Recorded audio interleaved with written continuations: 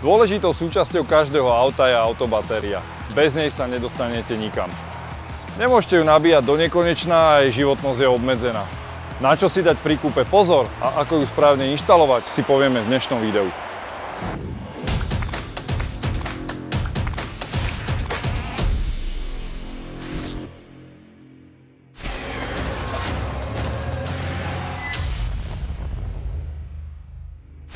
Téma okolo autobatérií je pomerne obšírna. My sa k nej v našom seriáli ešte určite vrátime, ale dnes si povieme o tom, na čo si dať pozor pri výbere a kúpe novej autobatérie. V prvom rade nájdite v motorovom priestore batériu. Tá býva neraz ukrytá pod plastovým alebo látkovým krytom, takže ak budete hľadať, značka autobatérie vám ukáže, kde ju nájdete.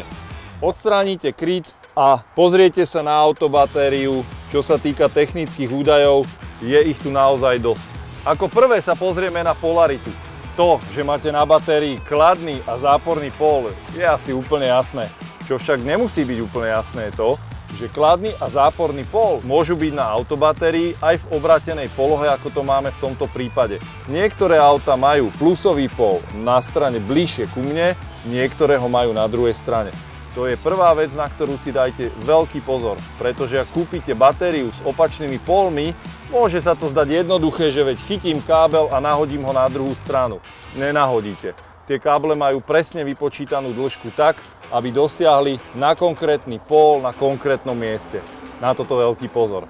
Ďalšou vecou, ktorú si budeme vysvetľovať, je množstvo čísiel, ktoré sú na batérii. Z nich sú niektoré absolútne kľúčové. Takže v bežnom aute máme 12V systém. S výnimkou nejakých mild hybridov, ktoré sa dneska dostávajú na trh so 48V sústavou, všetky klasické autá jazdia s 12V sústavou. Ďalšia dôležitá vec, ktorú budeme sledovať, je prúd v amperhodinách. To znamená, v tomto prípade máme 68 amperhodinovú batériu.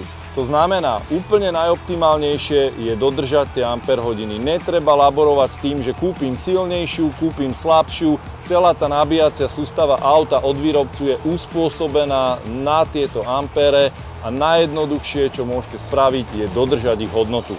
Ďalší dôležitý údaj na vašej batérii je štartovací prúd. V tomto prípade je to 680 A.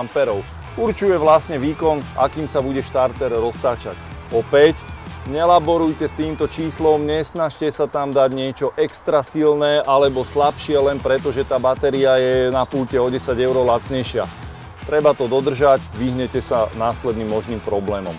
Ďalšou vecou, ktorú si na akumulátore treba veľmi dobre všímať, a nájdete to pravdepodobne v technickom liste buď auta, alebo prípadne na internete dohľadať, sú rozmery batérie. To znamená dĺžka batérie, šírka batérie, hĺbka batérie. Všetky tieto tri rozmery by ste mali dodržať. Pretože ak kúpite batériu iných rozmerov, môže sa stať, že do predpripravenej komórky na batériu ju proste nevložíte. Môže sa stať aj to, že ju tam vložíte a ak bude vyššia a bude vám trčať 2-3 cm nad pôvodnú batériu, nezavriete kapotu. Takže rozmery sú opäť vec, s ktorou netreba vymýšľať a treba sa ich striktne držať. Poslednou vecou, na ktorú si treba dať pozor, je typ batérie. V tomto prípade je to batéria AGM, ktorá sa používa pre auta so štart-stop systémom. Dneska je to absolútny štandard, že tie autá za posledných 10 rokov majú štart-stop systém v podstate sériovo a len svetlé výnimky jazdia ešte bez neho. Takže, ak by ste kúpili batériu, ktorá nie je určená pre systémy štart-stop, ona vám síce auto naštartuje, aj bude nejaký čas fungovať, ale z dlhodobého hľadiska tá batéria určite odíde skôr ako tá, ktorá bola vyvinutá pre štart-stop systémy. Takže v skratke, nelaborujte s parametrami, držte sa toho, čo predpísal výrobca a je to najlepšia cesta, ako predísť problémov a batéria vám bude slúžiť opäť dlhý čas. Ešte jedna malá poznámka. Vždy, ak meníte batériu a máte podozrenie, že vydržala nejako krátko, rok, 2, 3, čo je stále relatívne málo, dajte si skontrolovať dobíjaciu sústavu. Pretože ak nainštalujete novú batériu v domnení, že tá stará už odišla, mohla mať 2-3 roky, je vysoký predpoklad, že vaša dobíjacia sústava nefunguje správne.